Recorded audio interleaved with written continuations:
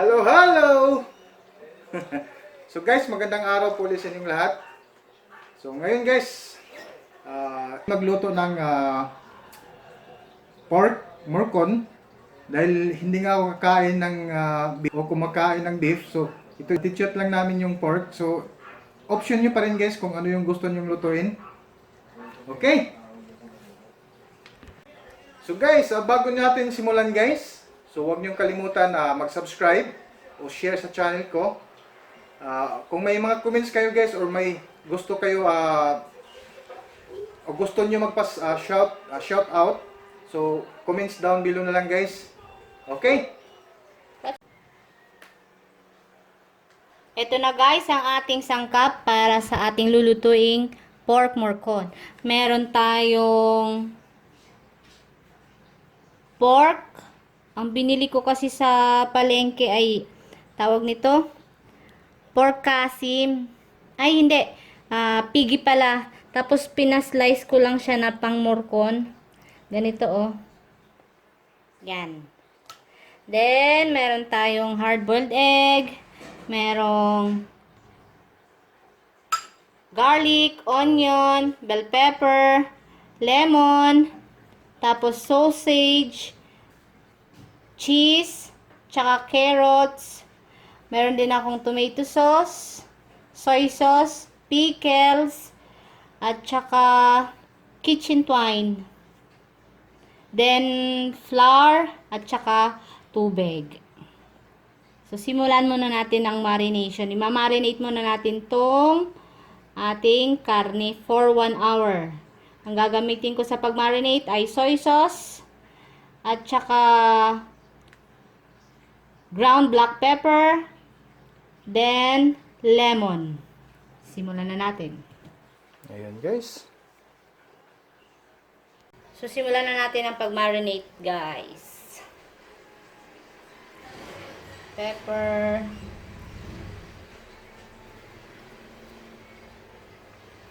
Itong ating lemon juice.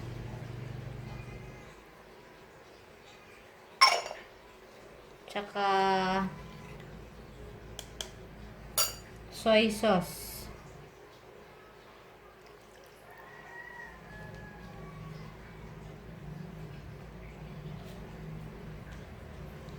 Marinate lang natin to for 1 hour.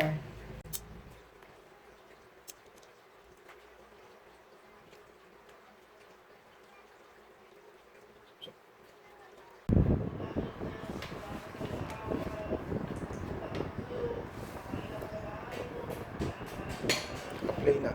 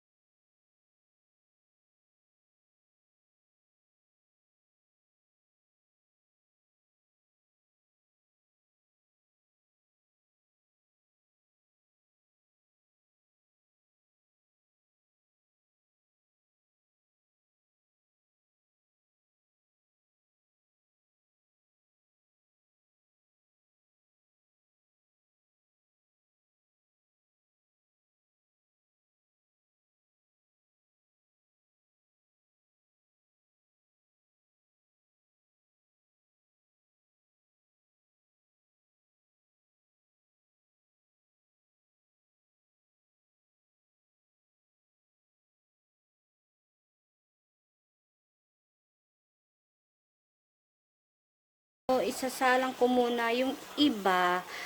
Piniprito muna nila, dinidredge siya flour, tapos piniprito ako, hindi papakuluan ko muna siya. Lalagay lang ako dito sa kasirola ng 2 cup na tubig, 2 cups na tubig. Then yung kaninang pinagbabaran ko.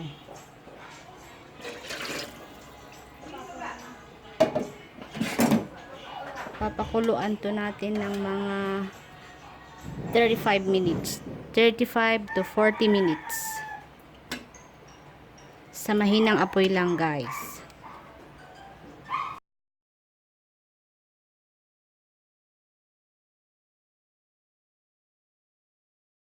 So ayan guys, 35 minutes. 35 to Yeah, 40 35 to 40 minutes. So pakulaan lang natin. sa mahinang apoy. Sa mahinang apoy. Katamtamang apoy lang. Maglalagay pala ako ng dry bay leaf o laurel.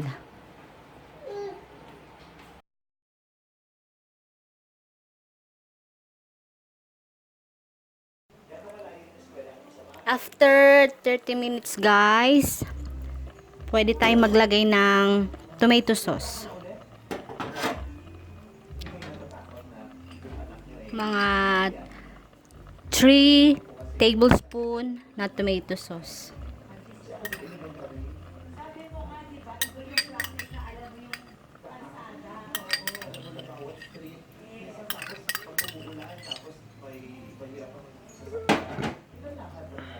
At mga 2 tablespoon na sugar pangbawi sa pangbalanse sa asim.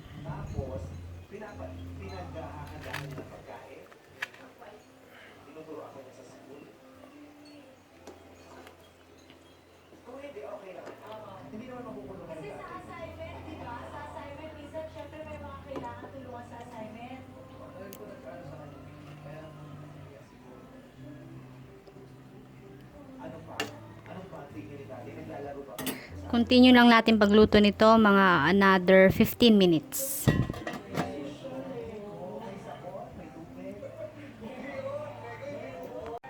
So ito guys, okay na siya. Luto na, ngayon pipirituhin ko na. Pipirituhin ko na siya, palalamigin ko lang ng konti, then i-dredge ko sa flour, then pipirituhin ko na. Ipapakita ko rin sa inyo. I-dredge natin tong morcon na napakuluan natin dito sa Hindi mo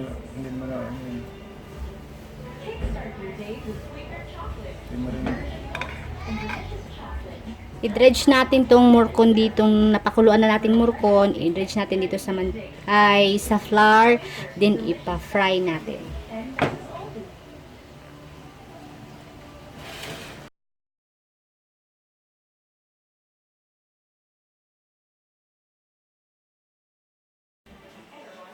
So, iprito na natin siya sa mahinang apoy lang guys ha.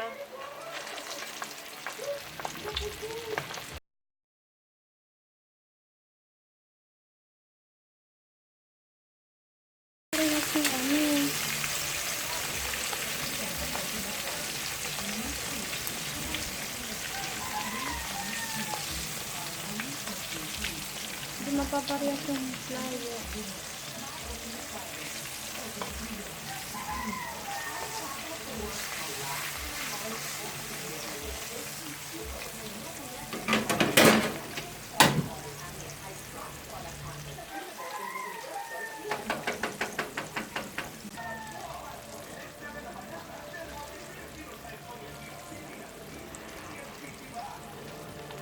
Okay na to guys. Slight lang na pagkakapirito.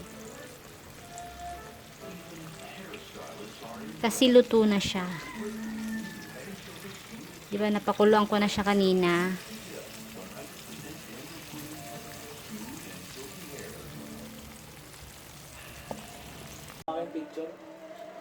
At ibabalik ko siya ngayon, pagkatapos kong prituhin, ibabalik ko siya ngayon dito sa pinagpakuluan kong sarsa.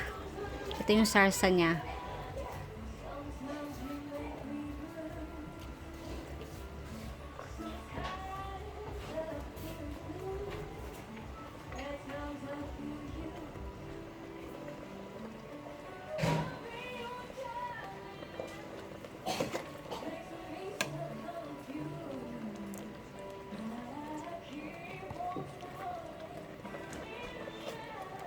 Pagkatapos nito, papakita ko na sa inyo ang finished product. Okay.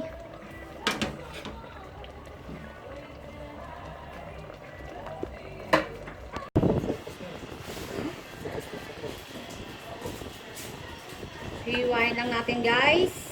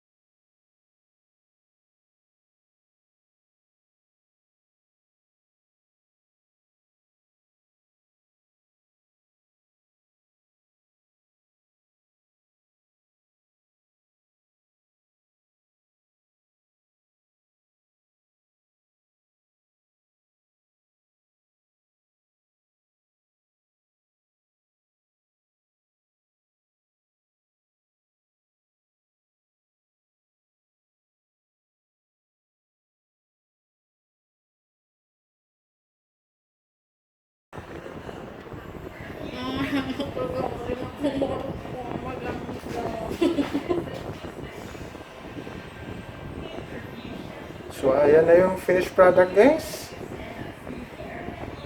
Kainan na! Thank you! Sana magustuhan nyo yung paraan ng paggawa ko ng morcon. Yum, Pork morcon. yum, yum, yum, yum. Thank you!